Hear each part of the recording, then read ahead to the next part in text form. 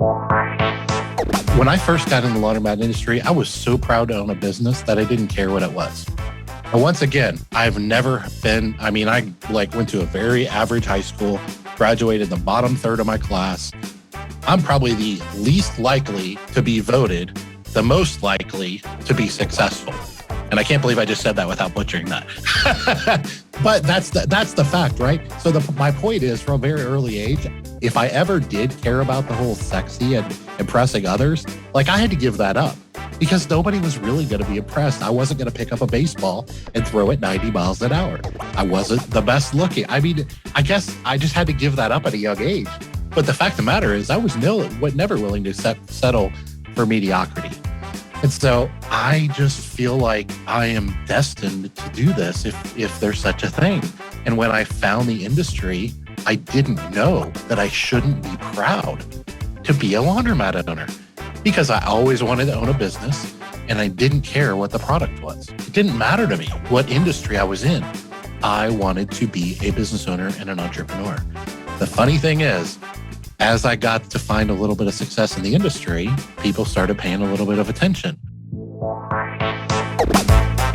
This is the Play Your Position podcast, where we huddle up, call the plays, and inspire you to run your ball into the end zone. Are you ready to score more game-winning touchdowns in your life, business, and career? Then listen up, because it's game time, baby. Now, here's your host, Mary Lou Kaiser. Hello, Team PYP. Mary Lou Kaiser here. Welcome to another episode of the Play Your Position podcast, where we talk all things leadership and playing your best game. We talk about football sometimes, we talk about books, and we talk about what it means to lead a successful life. Today is no different. I've got an amazing guest who is suited up and ready to take the field. His name is Dave Menz. Dave, are you ready for kickoff? I am ready, and I can't imagine a better analogy. Let's do it. Yes, indeed. Let's go. So, team, here's what I know about Dave Menz. He is known as the Laundromat Millionaire, and he is a laundromat industry veteran and the owner of the Queen City Laundry chain of laundromats in Cincinnati, Ohio. Dave's inspirational journey from purchasing a struggling laundromat to becoming a millionaire has inspired many entrepreneurs to try and overcome their own obstacles while building wealth. He is here today to share some of the secrets to his success, along with some other wonderful pieces of inspiration, which, let's face it, we could all use all the time. So, Dave, it's so great to have you here today. Thank you for inviting me. I appreciate the time. I'm looking forward to this. Yeah, I am too. And right out of the gate, let's set the context for our conversation. Tell us your story about when you got the call to leadership. Was it a moment in time when you just knew, or was it a more gradual unfolding? Was it when you were young, or did it come later in life? Just take us down to that moment when you knew, yeah, I'm definitely following this path. It's kind of crazy for me. I was the kid that was I call it stubborn obstinance. I was the kid that was really, really tough to raise because I have my own ideas, my own thoughts, and I'm 45 now, and I never outgrew that 3-year-old that asks why. I'm just curious about everything, still am to this day. And it's always driven people crazy. So it's funny because I never saw myself as a leader because I was always in trouble. Not like bad trouble, but I was always in trouble as a kid. And everybody was always trying to calm me down or tone me down or don't say that or don't do this. And so I think maybe indirectly I was always kind of maybe insinuated to me that I wasn't a leader because what kind of a leader is a problem, right? At least in the kid's mind. The funny thing is, as I got into business ownership and entrepreneurship and stuff, as I started to kind of grow a team, I realized that I was a leader. Whether I was a good one or not was a different thing, but I was a leader by default because I had people to lead. And it was up to me if they followed me or not. And what I kind of figured out over probably a few year period of time is that I actually do have a lot of leadership skills, and they translate back to being that kid, that stubborn kid. And so, I absolutely do nowadays see myself as a leader. And what it's kind of manifested itself for me is as I become a young adult and into kind of, middle age now, I wear it as a badge of honor. Like I wear it as something that I take very seriously. And when your heart ends up in the right place, and it wasn't always, but when your heart ends up in the right place and you're in a leadership role, people will just follow you if you do the right things. And so I have some real simple kind of tenets to my life. And one of them is just always do the right thing. Now, the right thing isn't always easy. Isn't always obvious. It isn't always what's profitable, or at least most profitable. In fact, usually it's what's hard and what's not quite so obvious sometimes. But that's just kind of what I like drill down as a leader. And I always just tell myself, I'm like, if I always do the right thing, then I feel like everything else will kind of fall in line. And I've kind of evolved and grown into, I think, a pretty good leader. I know people don't hesitate to follow me, and I think that's a good sign of a good leader. So that's kind of my quick story of kind of where I was and where I am now. And now I take it upon myself to read leadership books and listen to podcasts like yours and things like that, because I'm always looking for what I call that golden nugget. I have a philosophy in life that's real simple, and it's, I want to be better tomorrow than I was today. Yeah. I'm not competing with anybody else. I'm just competing with yesterday's version of me. And I take that seriously. I really do. Yeah. That's really a nice personal philosophy to have, and definitely one that, a good leader would have, because we're not competing with anybody but who we were yesterday or 2 hours ago or whatnot. And you talked about, entrepreneurship, obviously buying a struggling laundromat and then building your book of business, your wealth through that format. Do you remember being attracted to entrepreneurship growing up, or did something happen in your life when you realized, yeah, I got to do my own thing here. I'm not cut out for employment? Yeah, it's funny because I what I didn't tell you is I grew up very, very poor. My parents were married and had my brother their entire senior year of high school. My older brother, I was born a year and a half later. So our family I grew up really in poverty in Flint, Michigan, which is now kind of known for sort of the water crisis. Right. But it's a rough area. So, I mean, we were poor and we were kind of grew up in a rough area, so to speak. And so I very much just took it upon myself to take the path of entrepreneurship. And if I'm honest, as a young kid, I was intrigued by two things. One of them was absolutely the money. And two of them was absolutely the fact that, at least in my mind, I didn't have a boss. I didn't have to listen to anybody. Now, those are both pretty silly when you become an adult, right?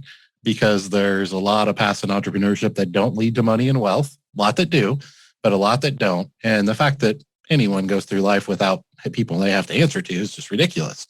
So that's kind of the quick version is I always wanted to be an entrepreneur. Those were the two reasons why as a kid.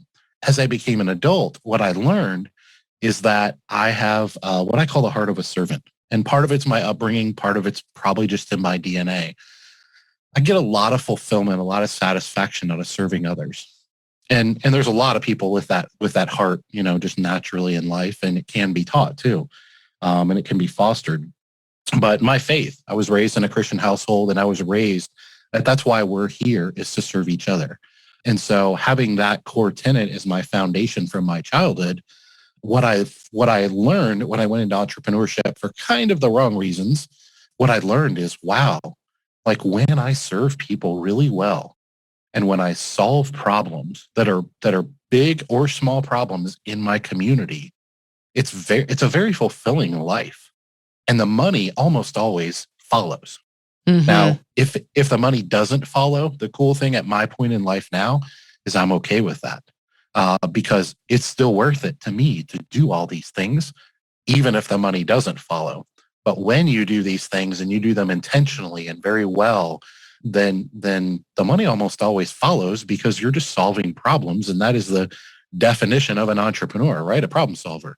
And when you solve problems for people, the more people you solve problems for, typically the more profit you're going to find.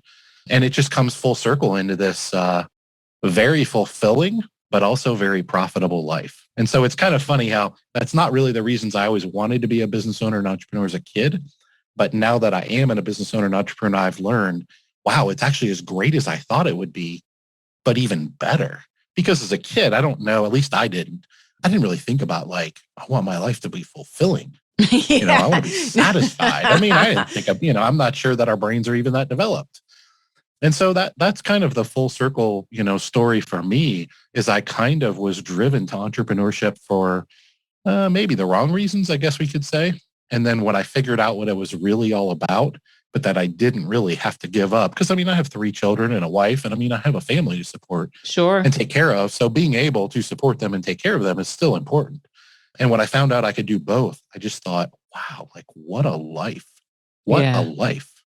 Yeah, being a servant leader, is what you're describing. And it's, servant leadership became en vogue in the late 80s and the 90s. There were books about it, and there were consultants that really stood, from the stage and preached literally about the benefits of servant leadership to business growth and to developing a strong culture and so forth. And technology and the means of communication may have changed, but at the core of a strong business is what you're getting at is, heart-centered, heart-led, being of service. It's not about you. It's about whose problems you're helping to solve. And I'm curious, why laundromats? Like, of all the businesses you could have chosen, what drew you to a struggling business in the laundry industry? Yeah. Well, it took me a few years to figure that one out myself. I love that's an honest answer. Yeah, no, it is. It actually kind of goes back to the childhood thing. Like I was in my early 30s, but like still kind of trying to figure this thing out. And all I was really doing is trying to get into a business that would make me some money. And, I'd studied business my whole life. I'm fascinated by business and capitalism and entrepreneurship. And so I've studied these things my whole life because anything I kind of latch onto, I tend to be kind of obsessive about. And so I'd always read and read and read. And what I kind of figured out is that if I chase entrepreneurship in a way that serves others, it's really satisfying, as I said a minute ago. And my point to that is when you enter the laundromat industry, if you say the word laundromat to pretty much anyone in the world, there's almost always a negative connotation associated with that. We don't really envision what I call the top of the industry, the top 10, 15, 20%. These places, facilities, operations, team, management, are the Taj Mahal of any industry. Unfortunately, the majority of the rest of the industry is kind of the other 70 to 80%. And so I didn't know all that. I knew that there was a negative connotation, but when I got in the laundromat business, it was really pretty simple. I had studied business and I'd studied the laws of supply and demand. And I found this rundown, dumpy laundromat a couple miles from my home. I wanted to own a business.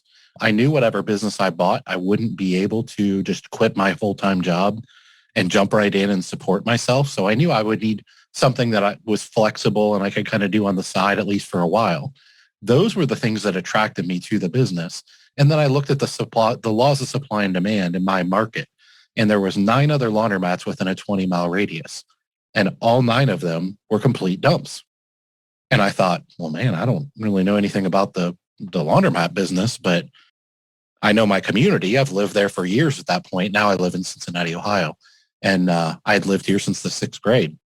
And I thought, well, I know my community. It's a booming, robust community, suburbs of Cincinnati.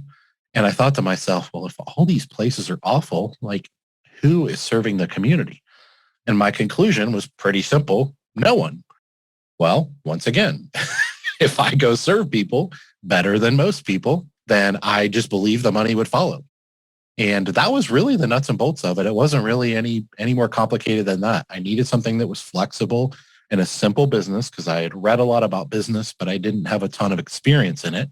I did need something that was in my price range because we didn't have a lot of money. We were extremely middle class, had a young family, and this business was cheap. The reason it was cheap is because there wasn't much value there. It was kind of a rundown dump. And so that was just kind of the formula that I kind of stumbled into, honestly, just purely out of need. Like I couldn't really chase any other business because of those limitations. The cool thing about it is, as I dove into the business obsessively and learned the business over what's now been a 12 or 13 year period of time, I learned that there's a whole other side of the industry, which I call the top of the industry. And if you evolve your business model, your facilities, your operations, your team to the top of the industry, meaning you're serving your community, serving your community in an amazing way, then not only can your prices be significantly higher because your value proposition is so much higher, but there's almost no competition because very few people that are in the laundromat industry treat it as a full-time passion. They're not obsessive about it. They're not pushing the envelope, trying to learn, trying to evolve, trying to draw the industry forward into the future. They're usually almost like kind of status quo, like I bought this because it's a passive business. And I'm really I'm really a real estate agent or whatever, but I also happen to own this laundromat. Well, it's really tough for a business owner that doesn't take their business seriously to compete with somebody that does. Oh my gosh, that is so true. And in this age of the internet, which we live in, and the message about passive income, so many people will do what you just described. Their primary role in life that earns them money is one thing, and then they may pick up something here and there, a car wash, for example, a laundromat, a drive-through coffee place, a smaller franchise type of a thing that they just, it's like a set it and forget it.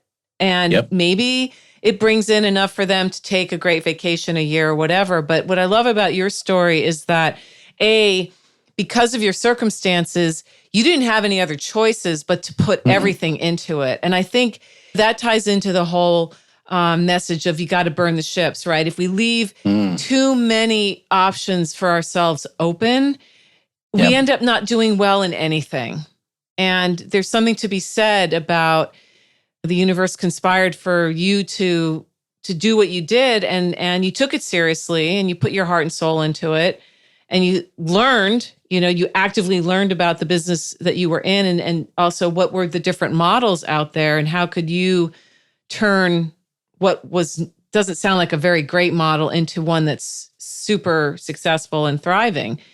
And so, you were telling me in the pre-chat that you wrote a book about your business journey, and that some of these lessons that you learned along the way are universal. They're not tied directly to being in the laundry industry. What are a couple of the lessons that your book imparts, Dave? And of course, there'll be a link to buy your book and on your show notes page at pyppodcast.com for people who want to read a real person's story about going from middle class or what have you to the top 1% because you took it seriously.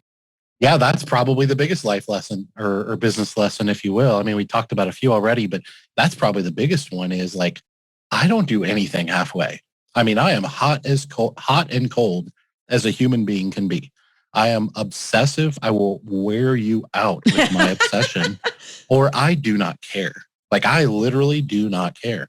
And I'm not really bragging about that because, like, probably something to be said for being a little more in the middle, but that's just my personality. That's my nature. And so when I do something, I decide to do it well. And I knew that when I got in this business, I wouldn't leave it there, which is why I kind of knew that I would win. Now, I didn't know it would turn into what it is today. But the point of the book is there's kind of a couple of lessons that are really important in life.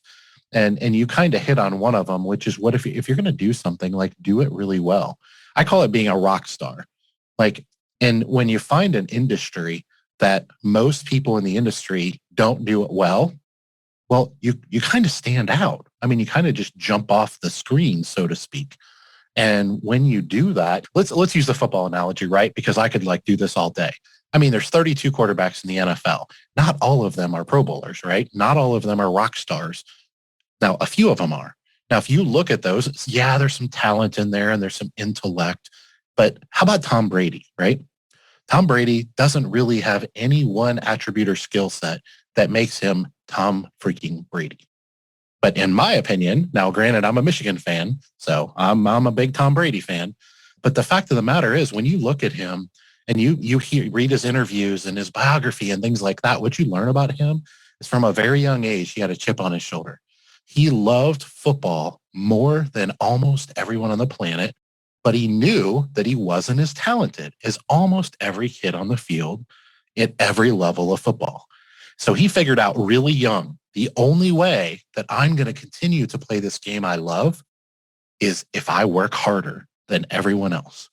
if my passion, if my enthusiasm is at a level that no one else is at, that's the only way. And I'm not going to let those guys with more talent and more intellect, I'm not going to let them take this away from me because I love this too much. And so I'm willing to do things they aren't willing to do. Well, to bring that full circle, that's Dave Menz. I was not a good student. I wasn't necessarily the most well-behaved. I'm not the best looking. I wouldn't say I have any one attribute that really makes me successful at business. I barely graduated from high school. And I knew these things about me. Like I knew that if I got into business, I was going to competing with people that are smarter than me, people that had more money than me. I grew up as poor as you can just about grow up. But the things that I've learned along that journey is pretty cool. And one of them is, well, I thought almost all those things were negatives. A lot of them are positives. So let me give you a quick example. I call it grit. And there's a lot of different words for it. My book is titled Laundromat Millionaire, but the subheading for it is the grit to elevate an industry. I like that. Yeah. Now the reason I chose that is I've always said, like, people in today's day and age, everybody talks about like superpowers, right? They're like, oh, Dave, what's your superpower? For years and years, I always said, I don't have a superpower. Like I literally am not really good at anything. I just won't quit coming. Like I just won't stop fighting you. I just won't. And my wife was one day, it was like, well, they have like a term for that. It's called perseverance or grit or whatever. And I was like, yeah, I'm going to embrace that. I do. I have grit. That's my superpower. And so a big part of the book is just pointing out to people that if I can, you can, because you probably have different, and look, I'm not here to paint a pity party, right? Like my mom and dad, I live in a fairly structured household. My parents loved each other very much. I grew up in America. There's a million opportunities there that a lot of people don't have. So I'm not here to feel sorry for myself. I'm just here to say that at least if you live in America and you live in a fairly stable home, the sky's the limit. Now, if somebody happened to leave you some money, or you happen to have a great memory and good at memorization, you happen to be sent to the best of schools and have a great education and have an MBA from wherever, like, good. Don't apologize for those things. Take those things. But let me tell you something. Those are still just kind of talent. Let's put them in that category, right? And what I mean by that is if you rest on those, then I'm going to beat you. Tom Brady is going to beat you. Even though you have a leg up, you have something he doesn't have.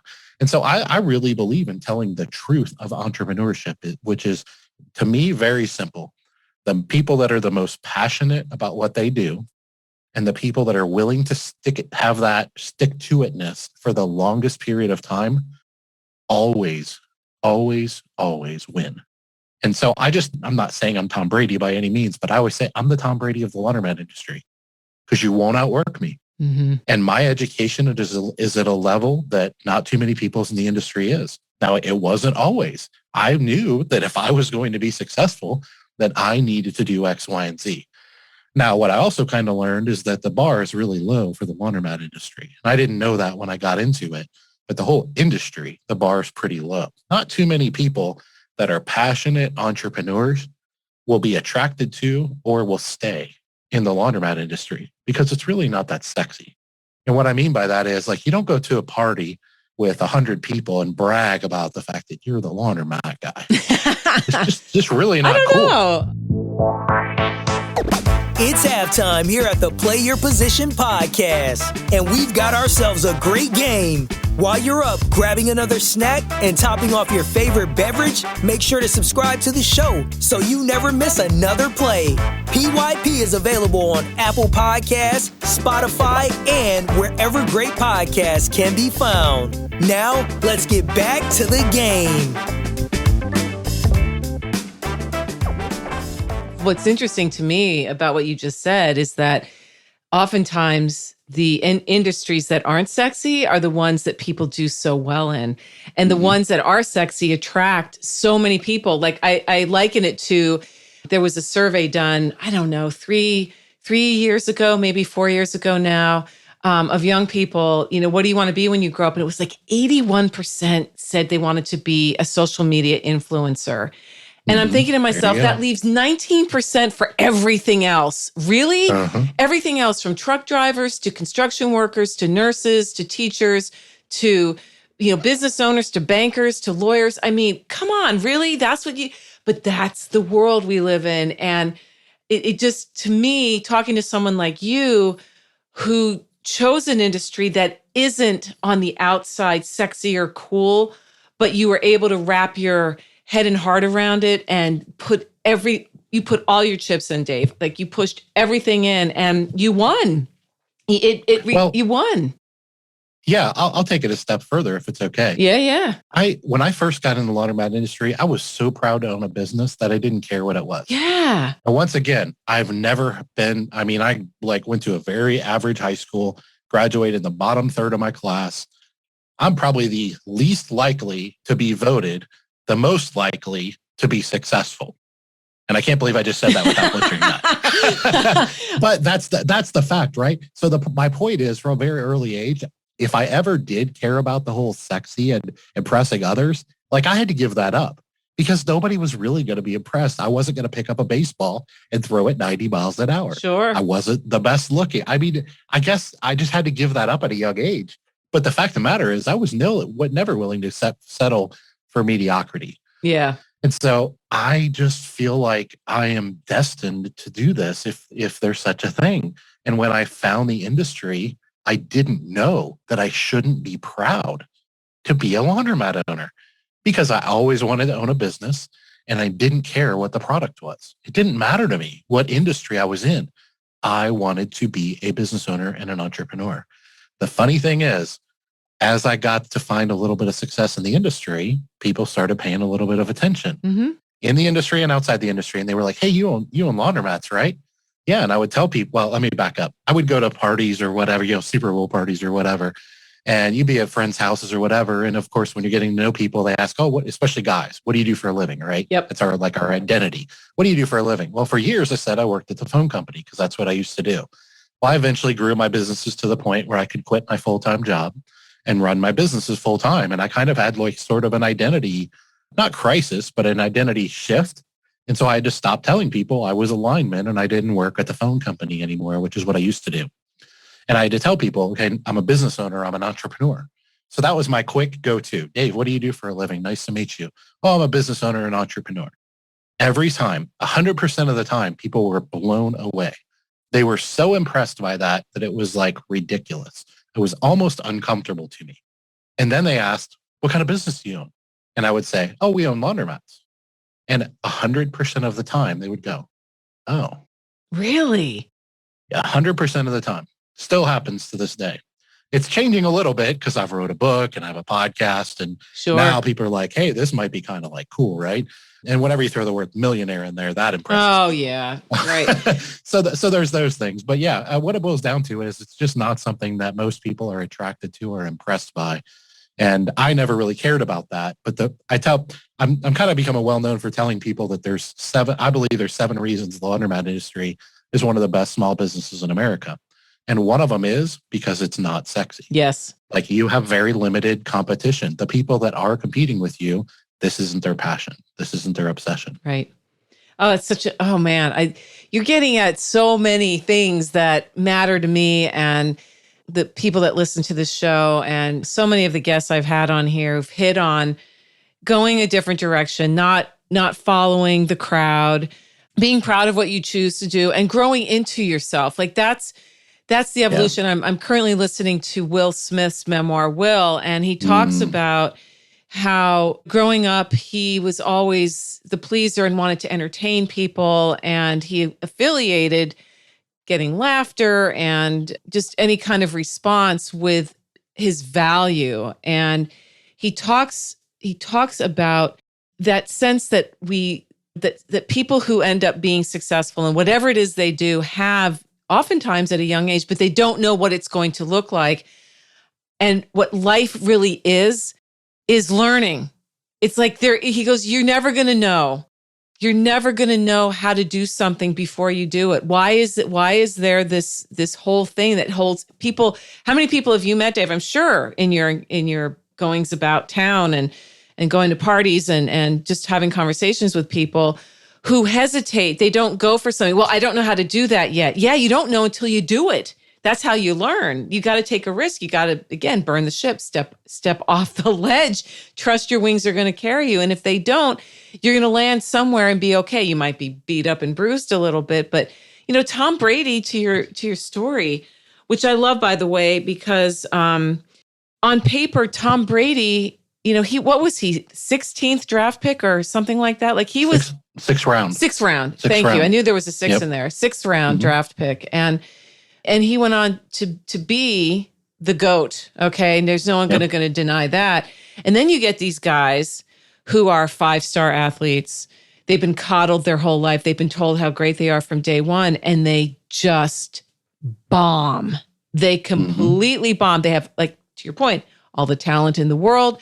They came from the best coaches. They might have gone to a really great high school, maybe gone to college, and then they get to that next level and they completely fall apart. And I think that's one of the many mysteries of life is like, why is that? When someone, to your own credit, you admit it, I didn't have anything growing up. We were poor, and yet you had grit. And then you have people who have everything growing up and they do nothing. Why? Yeah. Why is that? You know what I've learned that's been a really it's just been an epiphany for me is a lot of the things that happened to me and with me and for me in my childhood and my upbringing, they're actually strengths. Yeah. They're talents. The things that I thought were bad, like the environment and not having money, like and let me point out to you in this way. So I have 2 young boys. My daughter's a little older and married. I have boys that are 11 and 14 as we're doing this interview. And they've grown up a very different life than me. Yes. Now, that's part of my motivation, right? Part of my motivation is to make sure they don't ever see or understand what I went through growing up. The funny thing is, while they're great kids, they're very smart academically. Luckily, they take after their mom in those ways. The fact of the matter is, sometimes I wonder to myself, like, am I doing them a disservice? Like, they don't have the benefit of fighting and struggling and believing that they have to work harder than everyone else. Now, one of them kind of naturally has grit. The other one is developing it because, like, daddy insists. But it's interesting to me that sometimes when you come from a, let's call it, less fortunate environment, that we automatically assume that's a negative. Because I can say that. Now, I'm not here to talk to anybody else. If you've been abused that's a different horrific situation. I'm not making light of it. But the fact of the matter is, would I be who I am today if I grew up the way my children are growing up? The answer is not even close. Mm-hmm. No, and so true. Is it really fair? Is it really fair for me to call those negatives? Because I think they're positives, right? Right. So my point is that the way I wrote my book, it's not about laundromats. Now, yes, laundromats are, my journey. They're the product. But what I tell people is I wrote the book in a way, I call it a teaching memoir. So memoir meaning it's about my life story, but it's written in a concept that's designed to teach. It's not just designed to entertain. Hopefully it does entertain, but it's not really written to entertain you. It's written to teach you. And so I tell people, whether you're a business owner, entrepreneur, corporate middle manager, whatever it is, this book can bring you a tremendous amount of value if you just take out certain words, take out certain phrases, and replicate them in a way that's appropriate to your life. And the reason I'm so proud of that is because I have learned more about business ownership and entrepreneurship in the laundromat industry from books, podcasts, newsletters, whatever, magazines, whatever you want to call them, that are not industry specific. So I've learned more from people that are friends of mine that are entrepreneurs and business owners about business ownership from people that own restaurants. Mm-hmm. And the reason is 80 to 90% of what makes us successful in life is transferable. Yes. From industry to industry, from tech to not, blue collar, white collar, male, female, like those things are interchangeable for the most part. And so what I really tried to do is I really tried to write the book in a way that it would bring value and inspiration to almost anyone. Nice. And so that, a lot of people see and they just think Laundromat Millionaire. Oh, it's a guy that bought some laundromats and became a millionaire. Well, on the surface, yeah, that's true. But there's so much more to it than that. And the grit to elevate an industry hopefully kind of translates that a little bit for people. But I just wrote it as a way of giving back. I call it the 10-year-old Dave Menz. People ask me, who'd you write this book for? I wrote this book for the 10-year-old Dave Menz. Yeah. Now, what I tell people is the 10-year-old Dave Menz today could be 75. Yes. Could be an African-American woman. Right. Not a boy, not a man, not white. It doesn't matter. Like, we have to stop looking at things as that way and start looking at them through our own lens. But the attributes, the character traits, the life lessons, I talk a lot in my book about delaying gratification, which is also a big part of finding success, no matter where you start. The longer you delay gratification and work hard and bring value and serve others, that's compounding. I mean, people like talk about compounding interest and all these other financial things. Let me tell you something that compounds: delaying gratification. I call it in the book, I call it keeping your hand out of the cookie jar.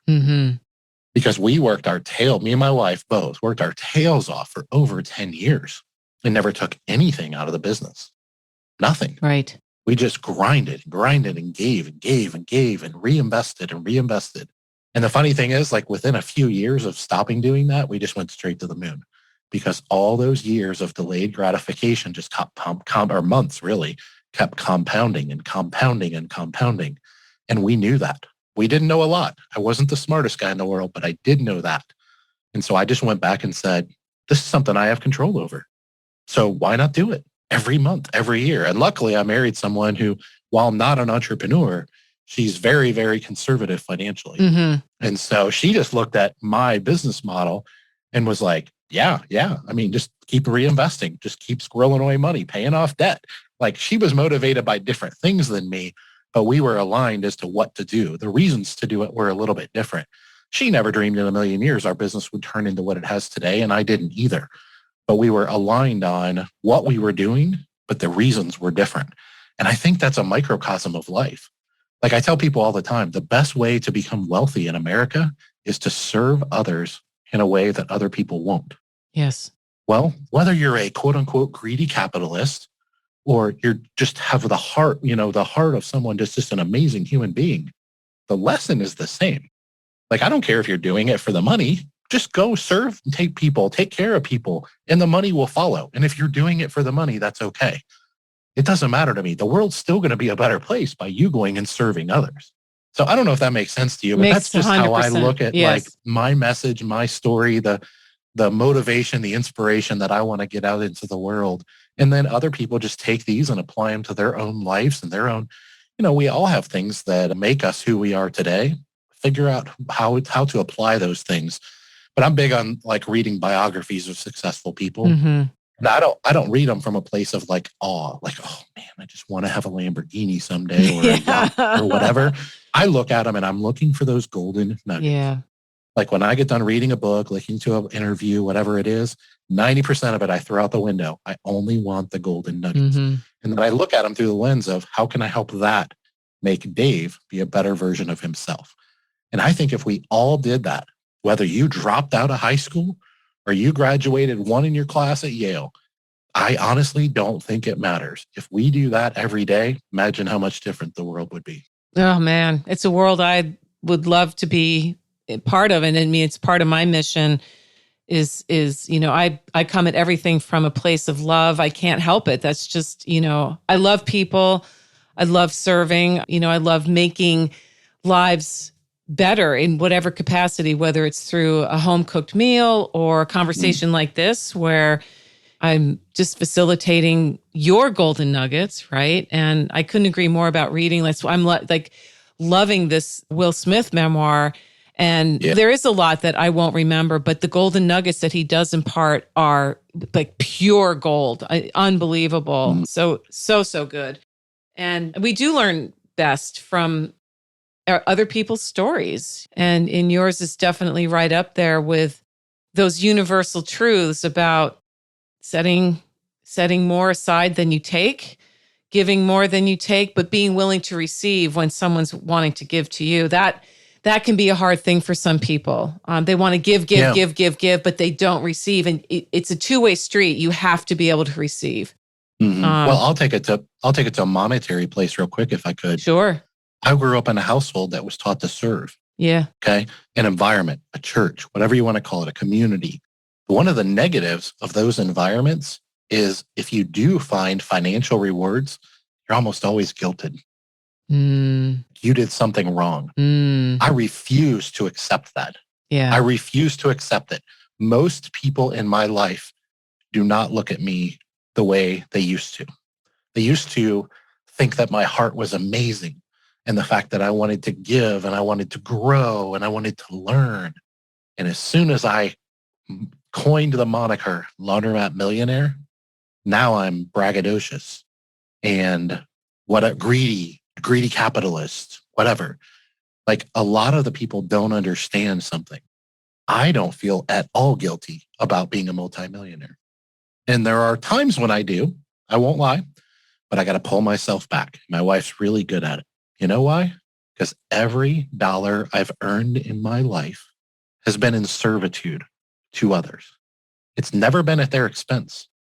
When you build a life that's fulfilling like that, and you do things for the right reasons, in the right way, in the right order, and the financial rewards come flowing in my opinion, you should never feel guilty about that. You should be very proud of that. And then the other side of that is me and my wife, because she's similar to me in a lot of ways, of course, but we still have the same heart.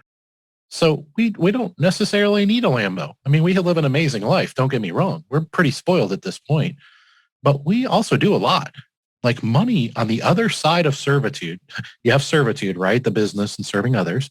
Then you have the money, the rewards. On the other side of those rewards is, yes, a very blessed life. I won't apologize for that. But you know what it also is?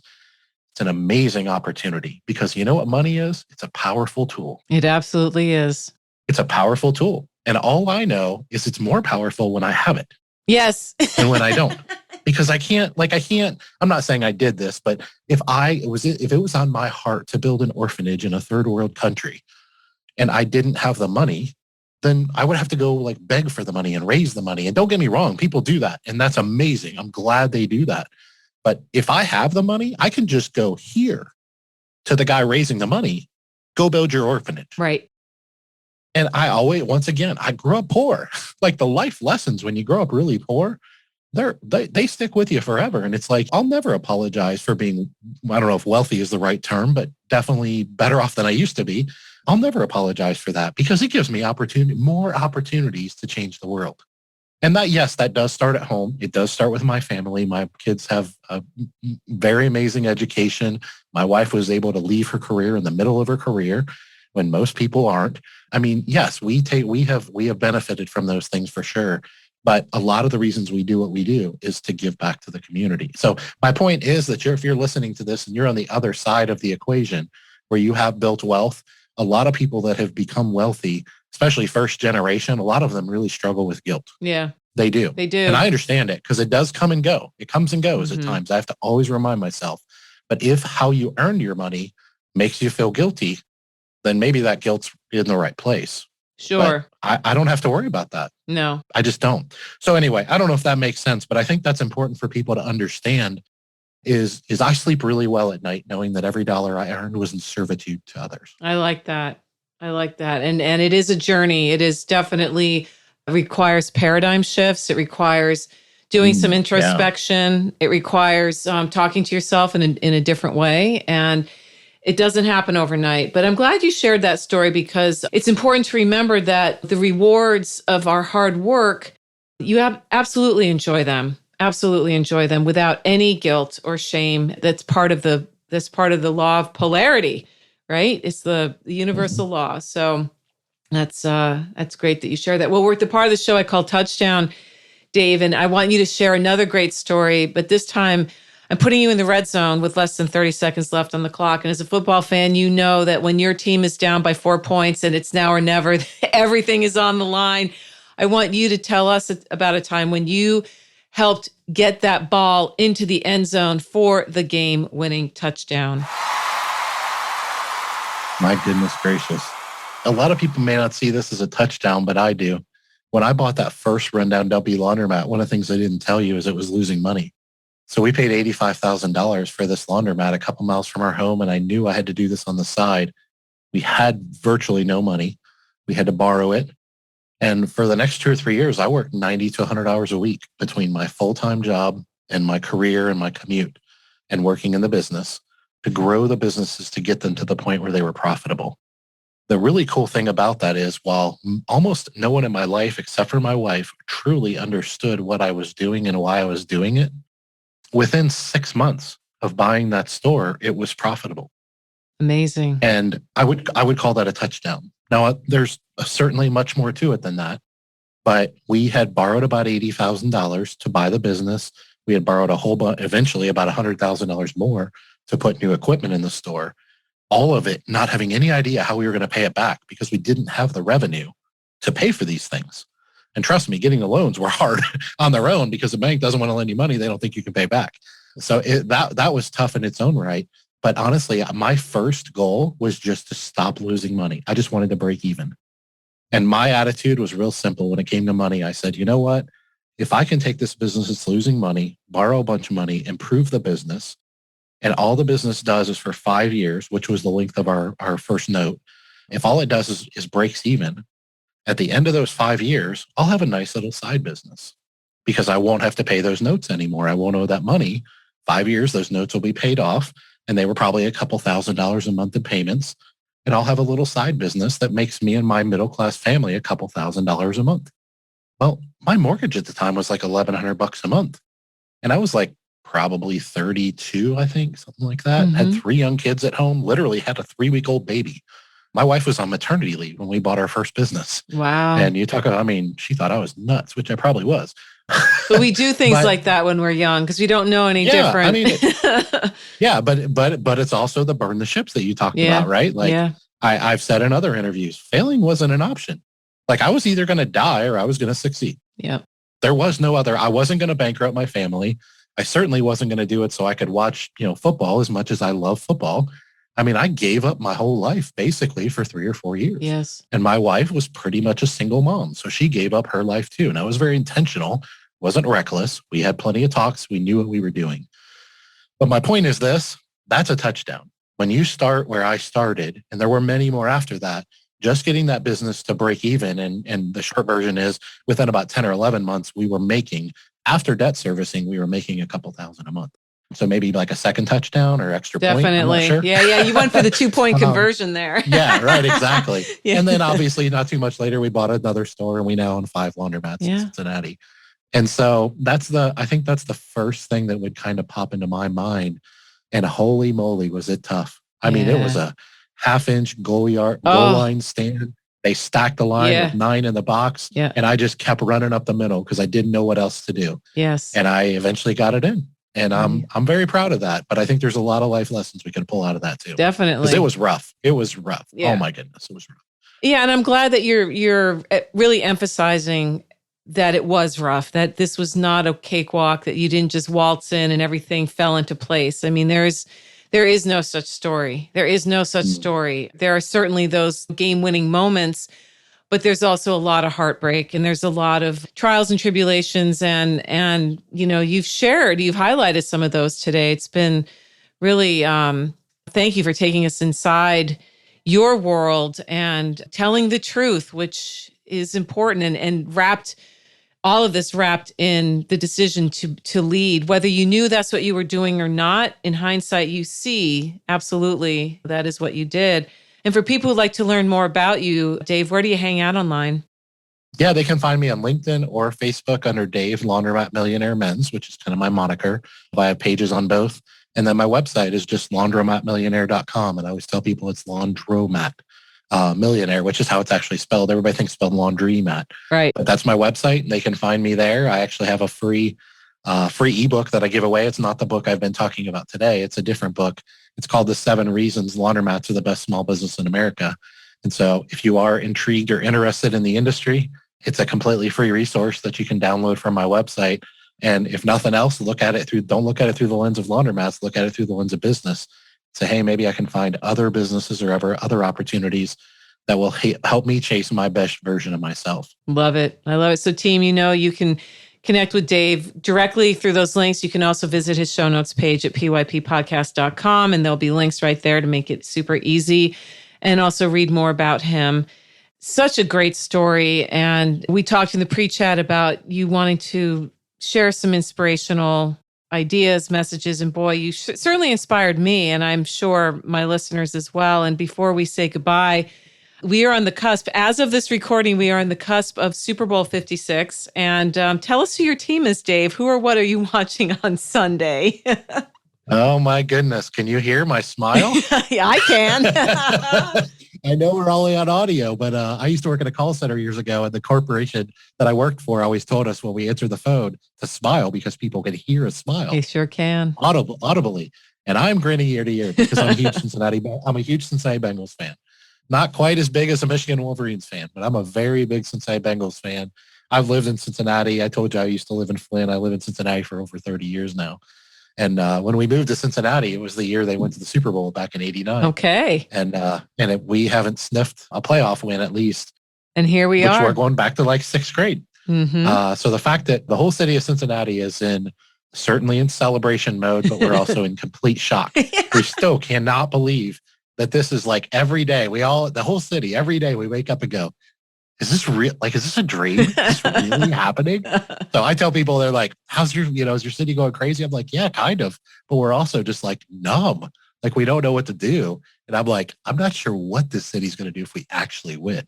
Wow. Well, I'm cheering for the Bengals. Very excited. Yes. Oh, thank you. Gosh. Yeah, very excited. It is. It's so exciting, first of all, to hear a true fan like yourself share not just the smile, but the truth about how the city is responding. And then also what I just love about Super Bowl 56 is it's not the teams that have consistently made it. I call it the Yankee syndrome. Growing up in New York, the Yankees were always dominant, and I grew up in a family, my father was from Boston, so I grew up a Red Sox fan. Anyway, it's just nice to see two teams that don't normally make the headlines. And I love a good underdog story. And boy, you don't get better than the Cincinnati Bengals. So I agree. Yeah. I agree. It's also hard. It's hard not to root for Matthew Stafford too. I mean, seriously, if I'm honest, I'm also kind of a Lions fan. Yeah. The guy went to a terrible franchise. They basically pretty much ruined his career. Yes. Now here he is at the end of his career. I mean, it's like I told you, Mary Lou, I'll talk football all day.